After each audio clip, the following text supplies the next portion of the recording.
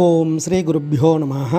ஓம் come கணபதையே நமஹ. நம்ம ஸ்ரீநிகேதன் வலைதளம் வாயிலாக முருகப்பெருமானுடைய சஹஸ்ரநாமத்திலிருந்து தினம் ஒரு நாமாவளி சிந்திச்சுட்டுருக்கோம். இன்றைய தினம் 663வது நாமாவளியாக ஓம் மேகலினே நமஹ. முருகப்பெருமானுக்கு இடுப்பில் ஒரு அரைஞான் கட்டி கொண்டு இருக்கார் அப்படின்றத வர்ணிக்கிறது. அதாவது இது எப்படி இருக்கும் அப்படின்னா, மௌஞ்சி அப்படின்ற அந்த விசேஷ தர்பையால் செய்யப்பட்டதை இடுப்பில் கட்டின்னு இருக்கார். மேகலா அப்படின்னா ஒட்டியானம், இடுப்பு, இதெல்லாம் எப்படி அந்த மலை சரிவு வருதில்ல, அதுக்கெல்லாம் மேகலான்னு பேர். அதாவது மேகலஹா கா போட்டால் மேகல மலை, அதாவது நர்மதை தோன்றக்கூடிய மலை, நர்மதை மேகலானா.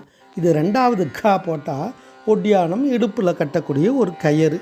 இறைவன் சக்தி, இப்போ கணபதியை பார்த்தோம், அவர் எப்படி கட்டியிருக்கார் அப்படின்றதெல்லாம் பார்த்தோம் கணபதி சஹஸ்ரநாமத்தில். அது மாதிரி முருகனை இந்த நாமாவளியில் அவர் கட்டின்னு இருக்கக்கூடிய, இடுப்பில் கட்டின்னு இருக்கக்கூடிய அரைஞானை பற்றியான ரகசியம்.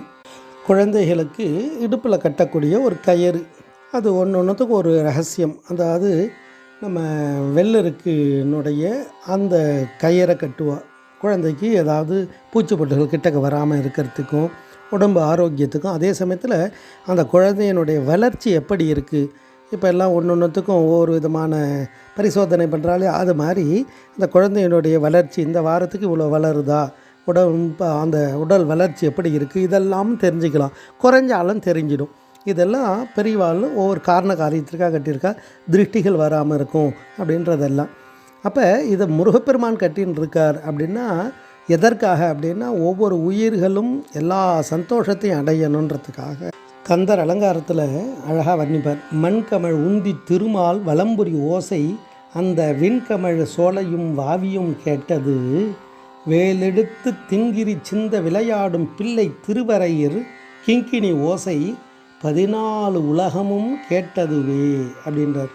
மகாவிஷ்ணு வாசித்த அந்த வலம்புரி சங்கனுடைய ஓசை எங்கே கேட்டது?